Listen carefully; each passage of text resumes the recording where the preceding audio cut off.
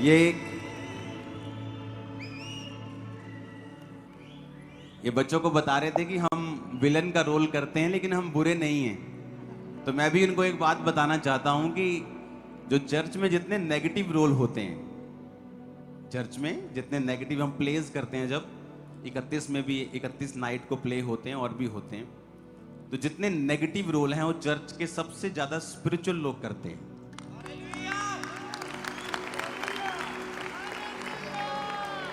क्योंकि जो negative roles हैं उनके लिए ज्यादा अक्ल समझ चाहिए होती है। और बहुत ही ये खुशी का समय है। उठाओ अपने हाथों को।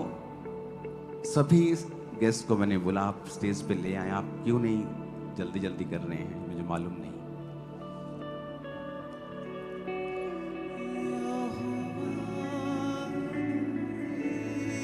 अपने हाथों को उठाओ। आप खुश हो? वचन सुनने के लिए तैयार हो? उससे पहले हमें बाइबल का वचन पूरा करना है और परमेश्वर की पवित्रताई को बनाए रखते हुए और उसकी रेवरेंस को जो चर्च में होनी चाहिए उसको बनाए रखते हुए हमने उस वचन को भी पूरा करना है। और आपको एक और मैं न्यूज़ देना चाहता हूं।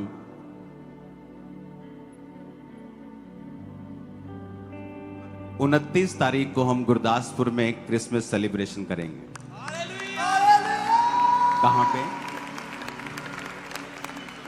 गुरदासपुर दाना मंडी में 29 तारीख को। यह फंक्शन चर्च की ओर से नहीं है, यह पंजाब सरकार की ओर से है, उन्होंने इनवाइट किया है। तो आप, ये सरकारी फंक्शन है, पंजाब सरकार की ओर से है। तो हर बार मेरे को डेट देने में थोड़ा होता था कि टाइम कम है, तो इस बार मैंने कहा चलो कर ही लेते हैं, क्योंकि इस बार भी सिर्फ 3-4 दिन थे। लेकिन इस बार मैं गुरदासपुर में आ रहा हूं आपको सेलिब्रेट करने क्रिसमस को। और अब मैं ये चाहता हूं कि जब हम सब गेस्ट को सम्मानित करेंगे, पूरी चर्च, मैं और आप भी हमारे साथ उन्हें सम्मानित कर रहे होंगे। आज पंजाब सरकार से, आज सभी पार्टीज से, आज बॉलीवुड से, सभी तरफ से जितने भी गेस्ट आए हैं, जब आप सम्मानित करें, आप उनका हौसला बढ़ाएं।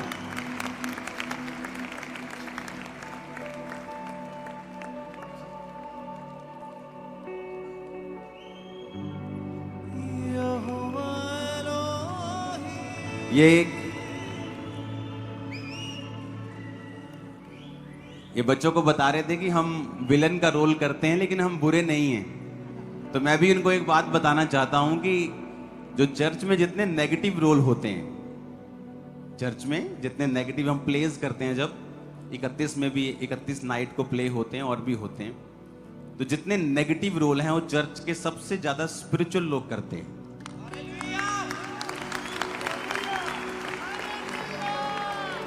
क्योंकि जो नेगेटिव रोल्स हैं उनके लिए ज्यादा अक्ल समझ चाहिए होती है। तो वो स्पिरिचुअल लोग करते हैं चर्च में। तो मैंने बच्चों को बताया कि जिस तरह हम नेगेटिव रोल अच्छे लोगों को देते हैं चर्च में, ज्यादा स्पिरिचुअल लोगों को देते हैं, तो ये भी उसी तरह से हैं। तो वो समझ गए और हम आपका स्वागत करते हैं पूरे दिल से। और मैं एक मैसेज आपको देना चाहता हूं, ये आप लोगों का चर्च है, आपका घर है। बिना इनवाइट किए कभी भी आए, खुदावंद की ब्लेसिंग को आप लें। और आप भी महसूस करेंगे कि परमेश्वर की शांति जो है वो हमारे हृदयों में किस तरह आती है जब हम परमेश्वर की प्रेजेंस में होते हैं।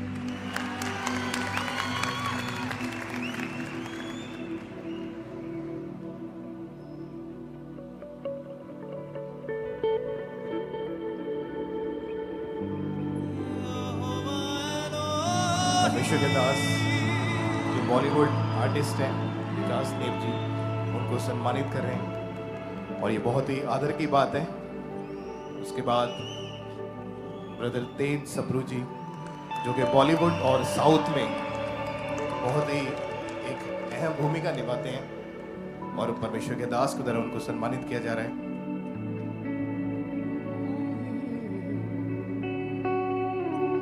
और मैडम बोनी सकू जी को परमेश्वर के दास, परमेश्वर की दासी की तरफ से क्रिसमस सेलिब्रेशन के ऊपर सम्मानित किया जा रहा है। ये बहुत ही खुशी की बात है कि आज बहुत ही पुरिंदर मकना जी, जो बहुत ही बड़े आर्टिस्ट हैं बॉलीवुड इंडस्ट्री के, बहुत ही नामी कलाकार हैं, तो उनको परमेश्वर के दास की तरफ से सम्मानित किया जा रहा है। मैक्स ब्रदर्स को भी परमेश्वर के दास की तरफ से सम्मानित किया जा रहा है।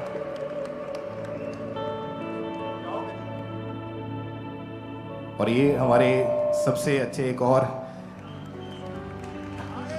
अपकमिंग स्टार, जो क्रिश्चियन नाम को आगे लेके जा रहे हैं, परमेश्वर के वर्ड को आगे लेके जा रहे हैं बॉलीवुड तक और भी दुनिया के कोने कोने तक। और ये संदीप बेदी ब्रदर के मदर हैं, जिनको हमारे स्पिरिचुअल मदर के द्वारा इस ग्रैंड सेलिब्रेशन के ऊपर सम्मानित किया जा रहा है। और ब्रदर संदीप बेदी और उनके परिवार की तरफ से परमेश्वर के दास हमारे स्पिरिचुअल फादर को सेलिब्रेट क्रिसमस सेलिब्रेशन के ऊपर जो सम्मानित किया जा रहा है। Oh Jesus, thank you Jesus, thank you Jesus, thank you Jesus. और भी बहुत सारे नामी कलाकार और बहुत सारे लोग जो पॉलिटिक्स में हैं, बहुत ही आदर के योग्य हैं, बहुत ही रिस्पेक्टेड हैं, जो हमारे बीच में हैं। इस खुशी के मौके के ऊपर वो यहाँ पे इकट्ठे हुए हैं। तो ये एक सेलिब्रेशन का एक हिस्सा बन चुके हैं, ताकि यीशु मसीह के नाम को महिमा दे सकें। आप तारीफ जरूर करते रहें कलीसिया, ये बड़ा दिन है आज। हेलो, नमस्कार। पहले तो मैं परमेश्वर के नाम से अप्रिशिएशन करूंगा। हालेलुया। उसके बाद ये कहना चाहूंगा कि मुझे मौका मिला कि फादर साहब के पास में आ गया, उनसे आशीर्वाद मिला।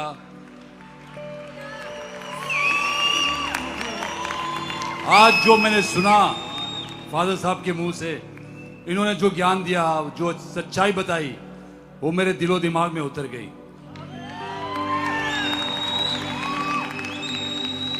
मुझे लगता है इस दुनिया में सच्चाई से बोलने वाला इतने साल हो गए मुझे, लेकिन आज मुझे बोलने का मौका मुझे इसलिए चाहिए था कि पहली बार जिसने कुछ सच्चाई से, ऑनेस्टी से जो कुछ बोला है, वो मेरे दिलो दिमाग में उतर गई हैं। Oh, Jesus. Jesus, Jesus. और मैं इनका एक शागिर्द बन के बंबई में ये बात जरूर फैलाऊंगा कि फादर साहब के पास एक बार आए और उनसे मुखातिब हो, उनसे मुलाकात करें। देखिए, अपनी जिंदगी में अपने आप में एक आंखों से मुखौटा उतर जाएगा और सच्चाई का पता चलेगा। Thank you so much. अपने हाथों को उठाएंगे, इन सब के लिए प्रार्थना। ये खुदा बाप, तेरा वचन कहता है कि तेरा सुसमाचार हर एक जन तक पहुंचे। खुदा बाप, जिस इंडस्ट्री से आते हैं खुदाबंद, फिल्म इंडस्ट्री, चाहे वो साउथ की हो, मुंबई की हो, मुंबई की, वो सभी लोगों तक तेरा सुसमाचार पहुंचे। सब लोग तेरे सच्चाई को समझें और जानें, और हम उन्हें आशीषित करते हैं। तेरा वचन गहराई से उनके हृदयों में उतरने पाए, प्रभु यीशु मसीह के नाम में हम मांगते हैं। Thank you so much.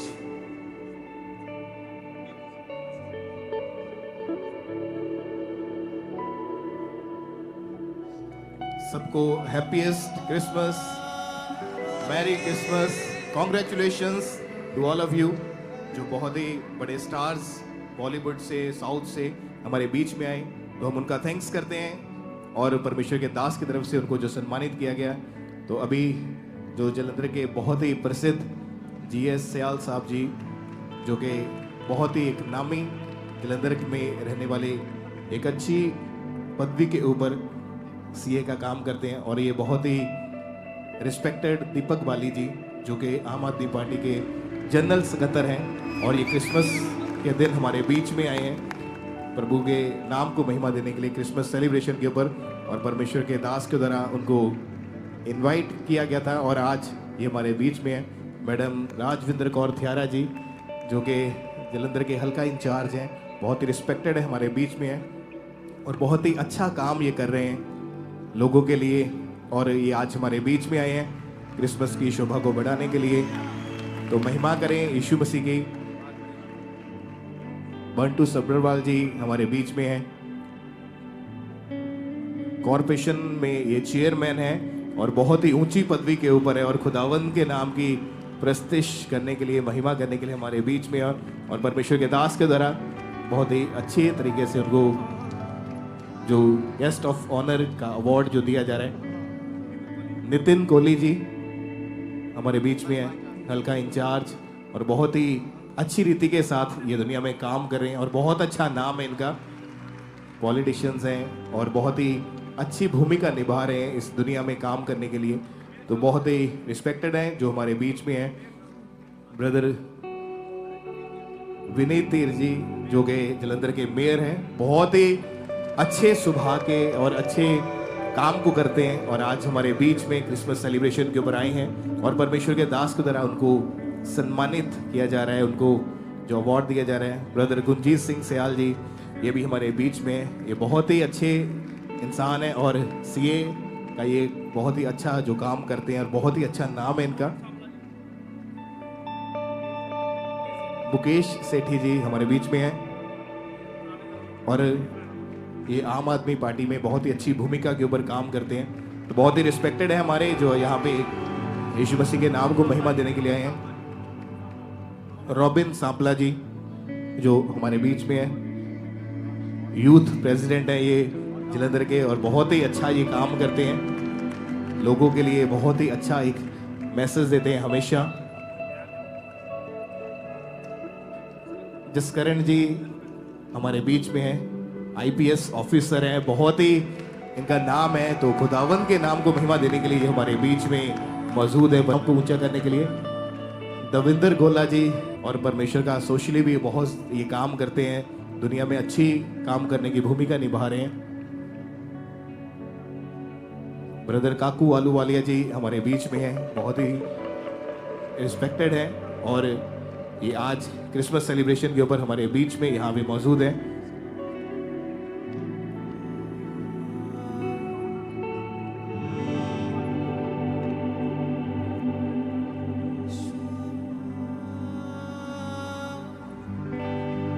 Rajesh पंडित जी हमारे बीच में हैं और ये आज क्रिसमस सेलिब्रेशन के ऊपर यहाँ पे पहुंचे हैं और परमेश्वर के दास के द्वारा उनको जो है वो सम्मानित किया जा रहा है क्रिसमस सेलिब्रेशन के ऊपर।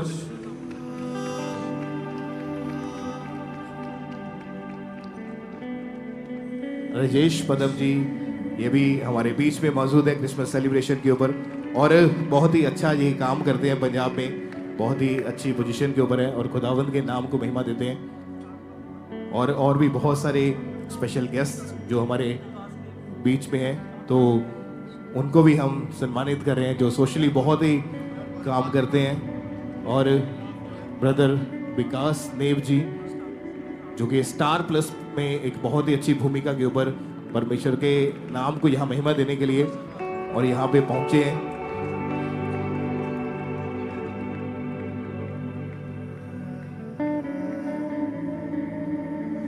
कि जैसे हो सकता है कि उसका कोई बीमारी है, फुंसी हो गई, ठीक नहीं हो रही, बहुत समय से पस बने आ रहा, उसके लिए हमने उसमें प्रार्थना करेगी। अब वो तो परेशान है उसी समस्या से, पर अगर आपको उस पर पूरा विश्वास है, उस प्रभु पर, कि इसके जीवन में भी काम होगा, तो वो आपके विश्वास के द्वारा वो चंगा हो जाएगा। और जब वो आपके विश्वास के द्वारा वो व्यक्ति चंगा होगा, तो कहीं ना कहीं उसके अंदर भी एक छोटा सा विश्वास आएगा कि हाँ, इनकी प्रार्थनाओं के द्वारा प्रभु ने मुझे चंगा करा।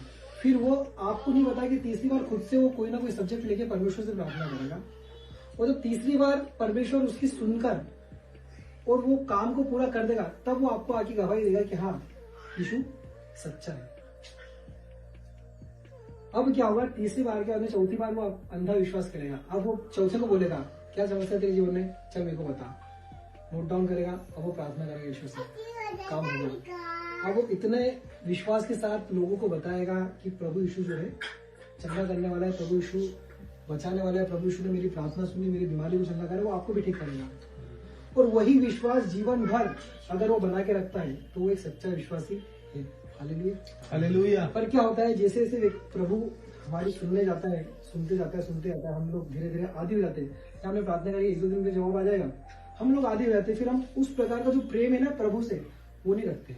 हम लोगों को अपनी गवाही बताना बंद कर देते हैं, हम लोगों के लिए प्रार्थना करना बंद कर देते हैं, हम लोगों को कहीं ना कहीं इंकरेज करना बंद कर देते हैं, हम खुद भी इंकरेज करना बंद हो जाते हैं। तो अब क्या हुआ है, तो हमारा विश्वास है ना ठंडा हो गया। अभी तक हम भरपूर विश्वास के साथ सब चीजों को कर रहे थे, ये अरे स्पाइडरमैन की शक्ति क्या है, वो ऐसे हाथ करेगा और जाला निकल जाएगा और वो चक्के कहीं भी चल जाएगा, ये उसकी शक्ति है। परमेश्वर ने आपको भी एक शक्ति दी है कि आप प्रार्थना करोगे और परमेश्वर उसको कर देगा। तो हम अपनी शक्ति को क्यों खोएं, हम लोग अपनी शक्ति को क्यों खोएं। हमें आज भी उस परमेश्वर पर वही पहला सा विश्वास, जब हमने पहली बार प्रभु को पाया था और परमेश्वर ने जब हमारी तीसरी टेस्टिंग में जब हमने प्रभु को पखरा पाया और हमारे जीवन में परमेश्वर ने काम करा, उसी विश्वास को हमेशा बनाए रखने की आवश्यकता है। Hallelujah, hallelujah. समझ में आ रहा है? यस। नींद तो नहीं आ रही किसी? आ रहा नींद आ रही तो जय मसीह। Hallelujah, hallelujah. तो हम एक वचन पढ़ेंगे और उस वचन में एक अंधा व्यक्ति है जिसने प्रभु को इतने शोरगुल में, इतने लोगों की भीड़ में, जब उसको देख नहीं सकता है प्रभु को, तब भी उसने प्रभु को पुकारा और उस पुकार में परमेश्वर ने उसको चंगा किया। ठीक है, ये था अंधा बर्तिमाई। और उसके विषय में लिखा है मरकुस उसका 10वां अध्याय उसके 46 पद में हम देख सकते हैं। सब निकालने पहले फिर हम इसको पढ़ेंगे। मरकुस पे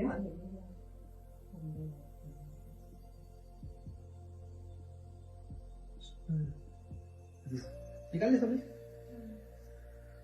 मैं पढ़ देता हूँ।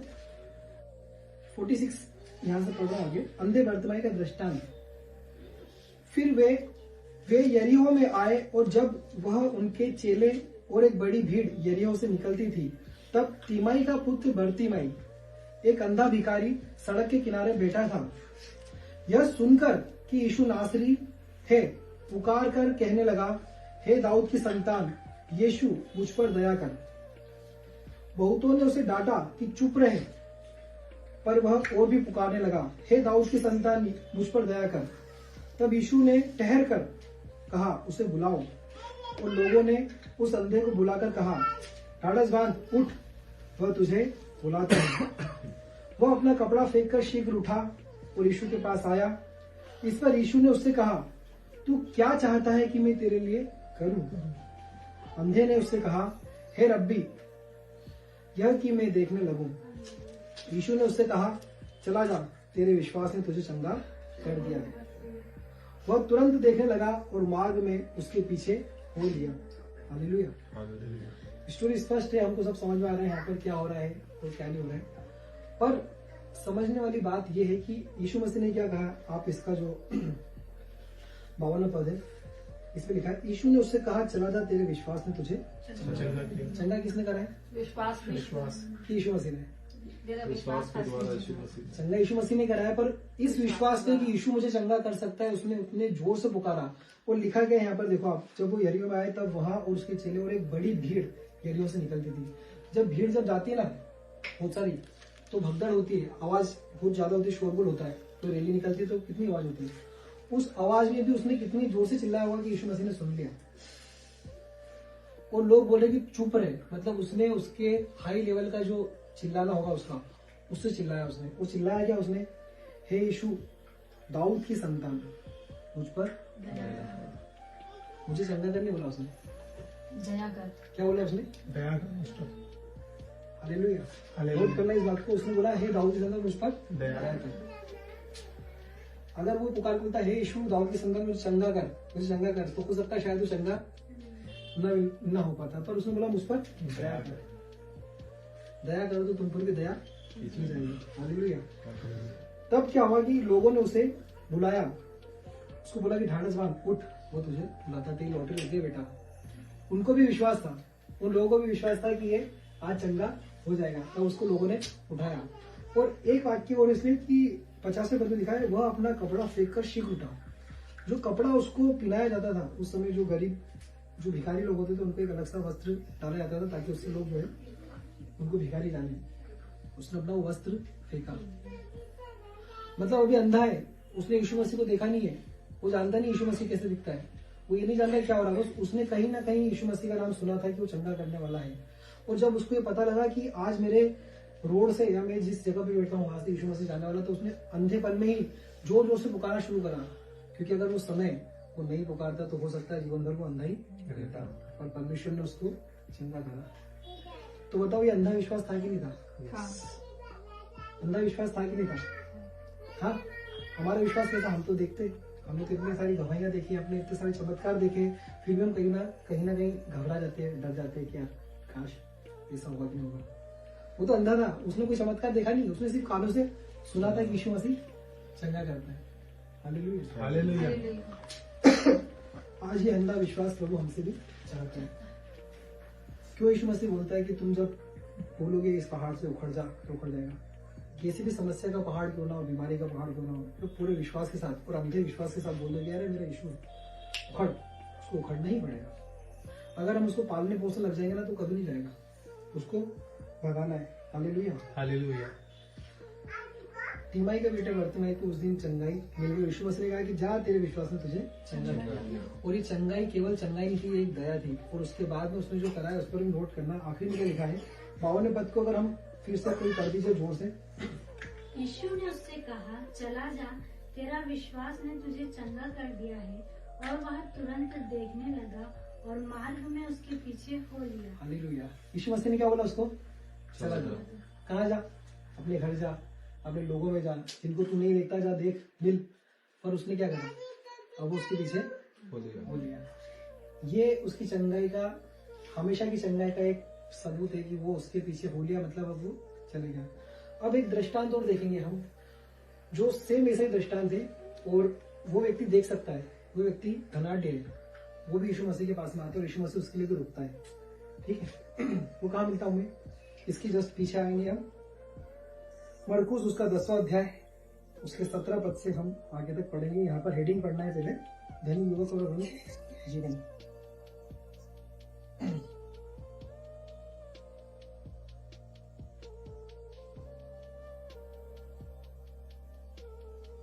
पढ़ेंगे मरकुस 10 उसका 17। जब वह वहां से निकलकर मार्ग में जा रहा था तो एक मनुष्य उसके पास दौड़ता हुआ आया और उसके आगे घुटने टेक कर उससे पूछा, हे उत्तम गुरु, अनंत जीवन का अधिकारी होने के लिए मैं क्या करूं? आगे तो पता नहीं। यीशु ने उनसे कहा, तू मुझे उत्तम क्यों कहता है?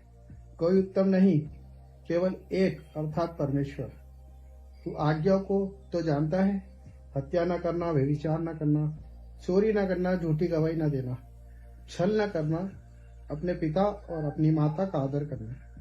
उसने उनसे कहा, हे गुरु, इन सबको मैं लड़कपन से मानता आया हूँ। यीशु ने उस पर दृष्टि करके उसे प्रेम किया और उससे कहा, तुझ में एक बात की घटी है, जा, जो कुछ तेरा है उसे बेचकर कंगालों को दे और तुझे स्वर्ग में धन मिलेगा, और आकर मेरे पीछे हो ले। इस बात से उसके चेहरे पर उदासी छा गई और वह शोक करता हुआ चला गया, क्योंकि वो बहुत धनी था। यीशु ने चारों ओर देखकर अपने चेलों से कहा, धनवानों का परमेश्वर के राज्य में प्रवेश करना कैसा कठिन है। चेले उसकी बातों से अचंभित हुए। इस पर यीशु ने फिर उससे कहा, हे बालकों, जो धन पर भरोसा रखता है, उनके लिए परमेश्वर के राज्य में प्रवेश करना कैसा कठिन है। परमेश्वर के राज्य में धनवान के प्रवेश करने में ऊंट का सुई के नाके में से निकलना जाना सहज है। वे बहुत ही चकित होकर आपस में कहने लगे, तो फिर किसका उद्धार हो सकता है? यीशु ने उनकी ओर देखकर कहा, मनुष्यों से तो ये नहीं हो सकता, परंतु परमेश्वर से हो सकता है, आमीन। क्योंकि परमेश्वर से सब कुछ हो सकता है। हालेलुया। हालेलुया। तो ये दृष्टांत हमने कई बार पढ़ा भी है, सब जानते ही हैं। अब ये जो दूसरा दृष्टांत है ये थोड़ा गौर करने वाला है, क्योंकि क्या होता है जब हम लोग, हमारी जब प्रार्थनाएं सुनी जाती है, जब हम लोग बहुत ज्यादा हैबिचुअल हो जाते हैं, प्रार्थना करते पूरी जाती है, प्रार्थना करते पूरी जाती है, तब हम भी कहीं ना कहीं एक धनवान के समान हम हो जाते हैं। मतलब एक आत्मिक धन से व्यक्ति भर जाता है। प्रभु हम सबको समझाने के लिए धनवान का दृष्टांत भी हमको बताते हैं। धनवान जो था सच में धनवान था और वो चाहता था कि अनंत जीवन भी मिल जाए। धन तो मिल गया, अनंत जीवन भी मिल जाए। अब उसने क्या करा, यीशु मसीह के पास में वो आया, रुका और यीशु मसीह को बोलता है, हे रब्बी, हे उत्तम गुरु। क्या बोला है वो? उत्तम हे उत्तम गुरु। तो यीशु मसीह ने उसको बोला कि तू मुझे उत्तम क्यों कहता है? कोई उत्तम नहीं है, केवल परमेश्वर को छोड़ दे। कोई उत्तम है क्या? परमेश्वर सर्वोत्तम है। हालेलुया। हालेलुया। पर वो जानता था कि यीशु मसीह जो है वो उत्तम है, उससे यीशु मसीह जो है वो उत्तम है। और उसने आकर क्या मांगा कि मुझे धन दे दो, मैं और ऐसा धनवान बन सकता हूँ, और मैं कैसे चीजों को मतलब जो है और मेरे को और कैसे धन संपत्ति में खरीद सकता हूँ, मुझे कोई और बिजनेस आइडिया दे दो। ऐसा बोला क्या उसने? नहीं। अब धनवान व्यक्ति क्या ढूंढ रहा है? अनंत जीवन। हालेलुया। धनवान व्यक्ति क्या ढूंढ रहा है? आवाज आ रही है? इधर आओ ना, अरे इधर आ जाओ ना, अरे थोड़ा इधर आ जाओ यार, तुमको लगा कि तुम्हारे घर में प्रार्थना में हम लोग हैं। आ जाओ, तुम्हारी इधर जगह है। अरे आ जाओ, हाँ तो फिलहाल इधर आ जाओ, उसके इधर बैठ जाएंगे। भैया पंखा थोड़ा कम कर दो, ये इसी चालू कर दो। आ रही आवाज आ रही है? पहले मैं इतना धीरे बोलता ना थोड़ा, इसलिए। तो यीशु मसीह ने थोड़ी अरे इसी चालू कर दो ना, ऐसे करना। अरे इसी चालू करना, अरे इसी चालू। सब हो गया। ठीक है।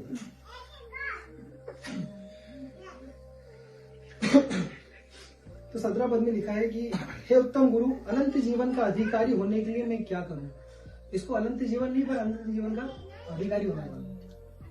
शब्दों में जो बाइबल में शब्द लिखे ना, उनके बहुत बड़े महत्व होते हैं। उसको अनंत जीवन का अधिकारी होता है, मतलब उसको धन का तो अधिकारी है, वो उसके पास बहुत धन है, बहुत सारी चीजें हैं, पर उसको अनंत जीवन का भी अधिकारी होना था।